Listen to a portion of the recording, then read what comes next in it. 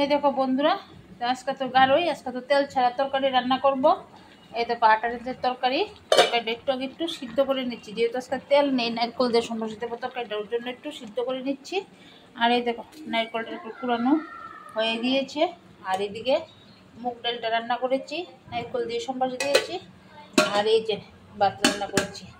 তো কার কার গাঢ়ই আছে একটু অবশ্যই কমেন্টে জানাইও। তো আমি তো গাঢ়ই করছি, তোমাদের সঙ্গে যেতটুকু পারি ততটুকু শেয়ার করি।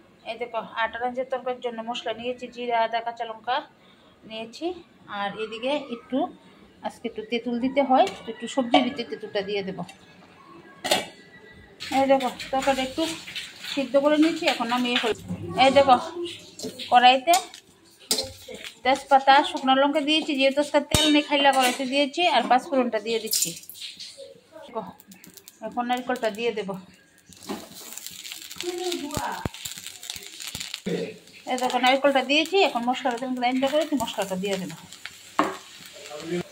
পরিমাণ মতো লবণ আর একটু হলুদ গুঁড়ো দিয়ে দেবো। তেল ছাড়া তরকারি, সব সবজি দিয়ে দিলাম। মশলাটা তো আগে তোমাদের সঙ্গে শেয়ার করলাম, একটুখানি নাড়াচাড়া দেবো। এই দেখো বন্ধুরা, তরকারিটা মোটামুটি হয়ে গিয়েছে। তো ভিডিওটা আর বড় হবে না, এখানে শেষ করে দেবো। আবার খাওয়ার সময় তরকারিটা তোমাদের সঙ্গে শেয়ার করবো।